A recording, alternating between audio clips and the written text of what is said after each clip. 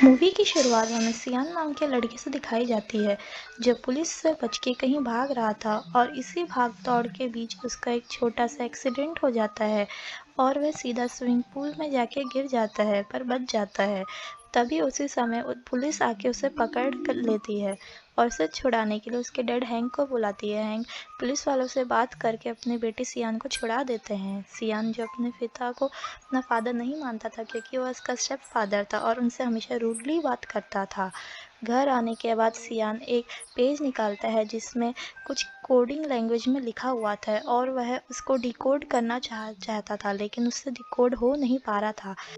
तभी उसके कमरे में उसके डैड हैंक आते हैं और उससे समझाने के लिए बात करते हैं ताकि उनके बीच की बॉन्डिंग अच्छी हो सके, पर सियान हमेशा उन्हें इग्नोर करता था। जब वह पेजेस देखता है तो उससे बोलता है कि मैं भी मर्चेंट नेवी में था और मैं भी ऐसे कोडेड लैंग्वेज को सॉल्व कर सकता हूँ, उन्हें डिकोड कर सकता हूँ। तो उस पे सियान बताता है कि उसे पिछले एक हफ्ते से ये सिग्नल में ये कोडेड लैंग्वेज आ रही थी और तभी से वो उन्हें डिकोड करने की कोशिश कर रहा है पर हो नहीं रहा। तो जब हैंक उसको पढ़ता है तो वो डिकोड करने में सफल हो जाता है और उससे 3 बुक मिलती है, पर वो तीनों बुक आपस में कोई लिंक नहीं था। पर जैसे ही वो उसका पेज खोलते हैं तो तीनों का फ्रंट पेज में एक-एक मैप बना हुआ था और वो मैप बिल्कुल अलग था। फिर हैंक उसे भी डिकोड करने में आसान हो जाता है। जब उन तीनों मैप को फाड़ के जोड़ के बनाता है तो उसमें एक आइलैंड का नक्शा बनता है और उसमें उसके कोऑर्डिनेट्स लिखे हुए थे।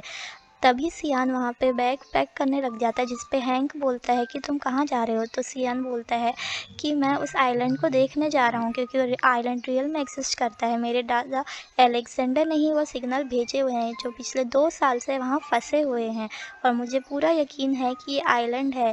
जिस पे हैंक उसे समझाता है लेकिन वो नहीं मानता। फिर हैंक अपनी वाइफ़ से बात करता है और सियान के साथ जाने के लिए उसे मना देता है ताकि उनके बीच की बॉन्डिंग अच्छी हो सके, जिस पे उसकी वाइफ़ मान जाती है। फिर हैंक सियान को सरप्राइज़ देता है, वह 2 पासपोर्ट लेकर आता है। सियान थोड़ा उदास होता है क्योंकि उसे अपने डैड के साथ नहीं जाना था पर उसे जाना पड़ता है। वहाँ पे जाके वो बहुत सारे लोगों से उस आइलैंड में जाने का पूछता है लेकिन सब मना कर देते हैं क्योंकि वो बहुत डेंजरस आइलैंड था। तब उनकी मुलाकात एक गोबाटो नाम के आदमी से होती है और वह उन्हें उस आइलैंड में ले जाने के लिए तैयार हो जाता है अपने एक हेलीकॉप्टर में जिसकी हालत थोड़ी ख़राब थी। तभी उसमें उनकी बेटी किलानी निकलती है जिसको देख के सियान थोड़ा लव एट फर्स्ट साइट हो जाता है।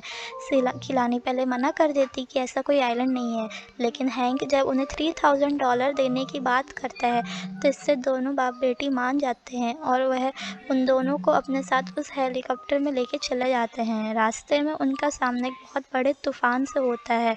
बहुत बड़ा बवंडर था जिसमें वह फँसे जा रहे थे। तब सियान बोलता है कि बुक के अनुसार हम अगर इस तूफ़ान के अंदर से जाएँगे तो हम उस आइलैंड में पहुँच सकते हैं। अब गोबाटो अपना हेलीकॉप्टर वापस करने की कोशिश करता है लेकिन उसका हेलीकॉप्टर क्रैश हो जाता है लाइटनिंग की वजह से और वह सब उस समंदर में गिरने लग जाते हैं, उस बवंडर में फँस जाते हैं। फिर जब उनकी आँख खुलती है तो वे खुद को एक अलग आइलैंड में पाते हैं। वहाँ कोई नहीं था, एक सुनसान आइलैंड था। तभी सियान को एक गुफ़ा मिलती है। वो जब उस गुफ़ा से बाहर आते हैं तो वह देखते हैं कि वहाँ एक बहुत सुंदर आइलैंड है जिसे वो मिस्टीरियस आइलैंड कहते हैं और ये मिस्टीरियस इसलिए था क्योंकि आज तक इसे कोई नहीं ढूँढ पाया था। वो बहुत दिखने में सुंदर था। वहाँ पे एनिमल्स और सारी चीज़ें बहुत अलग थी, जैसे हाथी नॉर्मल में बड़े होते हैं तो वहाँ हाथी का साइज़ बहुत छोटा था, वहीं तितलियों का साइज़ बहुत बड़ा था। फिर रास्ते में चल रहे थे तो उन्हें एक पत्थर मिलते हैं। जब उसमें हैंक का पैर उस पत्थर में जाता है तो उन्हें पता चलता है कि वो कोई पत्थर नहीं जबकि अंडे हैं। तो जिस पे वो सोचते जिसके अंडे इतने बड़े होंगे तो उसकी माँ कितनी बड़ी होगी।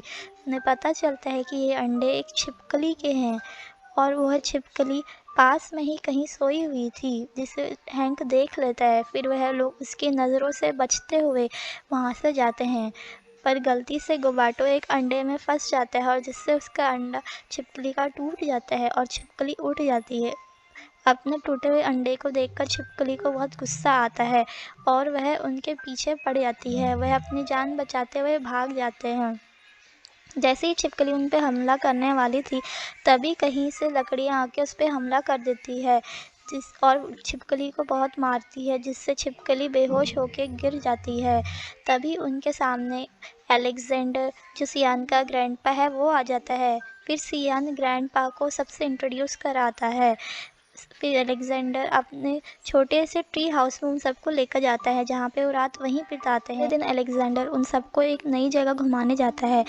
तो वो दिखने में बहुत ही ब्यूटीफुल सिटी थी, उसका नाम एटलांटिस था। एटलांटिस 70 साल पानी में रहता था और 70 साल लैंड में रहता था, इसीलिए उसको बहुत कम लोगों ने देखा होगा। जिस पे वो अलेक्जेंडर बोलता है कि अभी इसके डूबने में बहुत साल है। जब हैंक वहाँ के पानी को टच करता है तो खारा होता है, जिससे वो बोलता है कि ये सिटी 2-3 दिन में ही डूबने वाली है। पहले अलेक्जेंडर तो मना करता है, लेकिन जब हैंक बहुत सारे प्रूफ दिखाता है तो अलेक्जेंडर मान जाता है कि हाँ, इस सिटी को डूबने में 2-3 दिन बचे हुए हैं और हमें जल्दी से ढूंढना होगा। तब इसमें सियान बोलता है कि एटलांटिस बुक में एक नीमो का एक सबमरीन है, हमें उस सबमरीन के सहारे हम यहाँ इस जगह से निकल सकते हैं।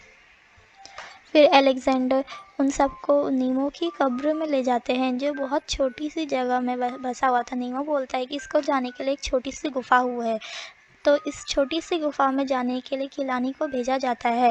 वो गुफा बहुत ही छोटी और उसमें बहुत ही डरावनी जैसी थी। जब वह अंदर पहुंचती है तो उसको नीमो का कंकाल मिलता है और उसके हाथ में एक डायरी भी थी। जैसे ही उस डायरी को उठाती है तो वहाँ की पूरी ज़मीन हिलने लग जाती है, वहाँ अर्थक्वेक आने लग जाता है और किलानी कैसे ही करके जान बचा के मुश्किल से वहाँ बच के आ जाती है। जब वो डायरी उन सबको दिखाती है तो अलेक्जेंडर बताता है कि ये है दूसरी साइड में एक टापू है, वहाँ पे सबमरीन रखी हुई है जो वोल्केनो से नीचे है। फिर वो बताता है कि वहाँ पे जाने के 2 तरीके, एक आसान और एक मुश्किल। मुश्किल तरीका छोटा है जिससे हम जल्दी पहुँच सकते हैं। जब वो उस रास्ते में जा रहे होते हैं तो उन्हें एक ज्वालामुखी दिखाई देता है जो सोना उगल रहा था। तो सब लोग उस सोने की लालच में वहाँ पे जाने के लिए बोलते हैं, जिस पे हैंक उन सबको समझाता है कि हमारे पास कम ही दिन है, हमें जल्दी से उस साइड पहुँचना होगा वरना हम लोग सब मारे जाएंगे। जिस पे सब लोग उसकी बात मान लेते हैं और सब वहाँ से चले जाते हैं। फिर आगे जाके उनका सामने एक बहुत बड़े पहाड़ से होता है, जिसका है कि हम इतने बड़े पहाड़ को कैसे पार करेंगे। तब अलेक्जेंडर झाड़ियों में जाता है और वहाँ से आते वक्त एक मधुमक्खी के ऊपर बैठ कर आ जाता है और उन सबको ही बोलता है कि तुम्हें भी इसके सहारे आना पड़ेगा। फिर वो उस मधुमक्खी के सहारे उस पहाड़ को पार कर लेते हैं। तभी उनका सामना एक पक्षी से होता है और वो पक्षी उन मधुमक्खियों को खाने के लिए पीछे पड़ी थी।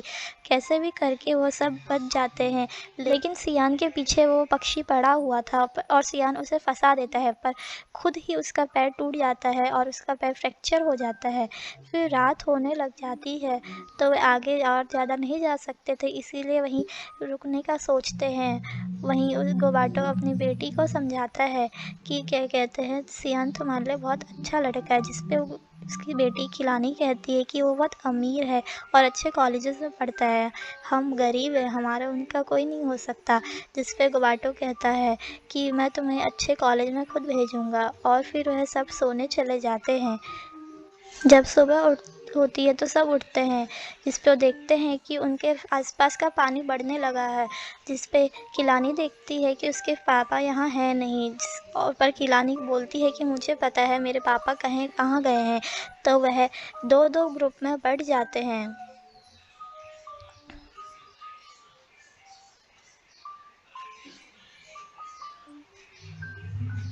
जब सुबह होती है तो वो देखते हैं कि उनके आसपास का पानी बहुत जल्दी बढ़ने लग जाता है, जिस पे वो लोग हैंक बोलता है कि ये तो हमारे सोचने की क्षमता से भी बहुत तेज़ी में डूब रहा है, हमारे पास अब सिर्फ 4 घंटे हैं इस जगह से बचने के लिए और वरना पूरी सिटी डूब जाएगी। फिर किलानी देखती है कि उसके पिता यहाँ कहीं हैं नहीं, वो उन्हें ढूंढती है पर उन्हें मिलते नहीं हैं। फिर किलानी बोलती है कि मुझे पता है मेरे पिता कहाँ हैं और मैं उनके बिना कहीं नहीं जाऊँगी। फिर वह सब 2-2 ग्रुप में बढ़ जाते हैं। हैंक और सियान उस सबमरीन की खोज में टापू के पास चले जाते हैं। वहीं किलानी और अलेक्जेंडर अपने पिता को ढूंढने के लिए चले जाते हैं। वहाँ उसका पिता सोने एक खान को पत्थर को निकालने की कोशिश करा था, लेकिन किलानी उन्हें सब बहुत समझाती है और बोलती है हमारे लिए हमारा सोना आप हो, अगर आप बच गए तो मेरे को और कुछ नहीं चाहिए। सियान उस तट पर पहुँच जाते हैं जहाँ सबमरीन थी, लेकिन उन्हें सबमरीन कहीं नज़र नहीं आती है क्योंकि वह सबमरीन पानी के लेवल के बढ़ने से अंदर समुद्र में चली गई थी। जिस पे हैंक बोलता है कि यह समुद्र के अंदर ही होगी और ज़्यादा दूर नहीं होगी। जिस पे हैंक अपना बैग खोलता है और उसमें ऑक्सीजन के लिए बैग जैसा निकालता है और बोलता है इससे हम 2 बार ही ऑक्सीजन ले सकते हैं। फिर वो दोनों समुद्र में कूद जाते हैं और उन्हें सबमरीन मिल भी जाती है। जैसे ही वो सबमरीन के पास पहुंचते हैं और उसको खोलने की कोशिश करते हैं, तभी उनका सामना एक इलेक्ट्रिक फिश से होता है। कैसे भी करके वो जल्दी से उसका गेट खोल लेते हैं और बच जाते हैं, उसके अंदर घुस जाते हैं। जब वो अंदर घुसते तो उसके अंदर पूरा पानी था। फिर सियान एक बटन दबाता है जिससे पूरा पानी सबमरीन का ख़त्म हो जाता है और वह उस सबमरीन को स्टार्ट करने लग जाते हैं। लेकिन वो सबमरीन 100 साल पुरानी थी, जिसको हैंक देखकर खुश हो जाता है, लेकिन वो 100 साल पुरानी होने की वजह से उसमें बिजली की कमी थी। अब उनको इसके चलाने के लिए बिजली चाहिए थी, जिस पे हैंक को एक आइडिया आता है। वहीं वो तीनों किलानी, गोबाटो और अलेक्जेंडर भी उस तट पर पहुंच जाते हैं और वो देखते कि यहाँ सियान और हैंक है नहीं, और उधर समुद्र की लहरें भी ऊंची-ऊंची उठ रही थी और बारिश भी हो रही थी और उनकी चट्टानें टूटने लग गई थी। पूरा समुद्र में गिर रहे थे वो लोग। वहाँ एटलांटिस सिटी में पूरी बाढ़ आ गई थी और वह तीनों भी पानी में डूब जाते हैं। वहाँ हैंक अपने प्लान के अनुसार उस फिश को बुलाता है जो इलेक्ट्रिक फिश थी, क्योंकि उसी के सहारे वह इलेक्ट्रिसिटी जनरेट कर सकता था। वह उसे बुलाता है और वहाँ वो इलेक्ट्रिक फिश आ भी जाती है। जैसे ही वो इलेक्ट्रिक फिश उसे मारने के लिए आती है, तभी हैंक अपना इलेक्ट्रिक जो भाला था वो इलेक्ट्रिक फिश के अंदर डाल देता है, जिससे बिजली बन जाती है और वह सबमरीन चालू होने लग जाती है। फिर वह लोग जल्दी से सबमरीन लेकर आ जाते हैं। वहाँ वो तीनों डूबने वाले थे, उसी समय उनके सामने से एक बहुत बड़ी सबमरीन आती है और वह उसके अंदर चले जाते हैं, जिससे वो तीनों भी बच जाते हैं। लेकिन उनकी मुश्किलें भी यहीं आसान नहीं हुई थी। वहाँ सामने बहुत बड़ी-बड़ी चट्टानें गिर रही थी और आग भी गिर रही थी, जिस पे एक बहुत बड़ी चट्टान उनके पास ही आने वाली थी, जिस पे वह हैंक गोबाटो को सबमरीन संभालने को देता है और खुद मिसाइल लॉन्च करके उन चट्टानों को तोड़ देता है और वह सब बच के वहाँ से फिर निकल जाते हैं।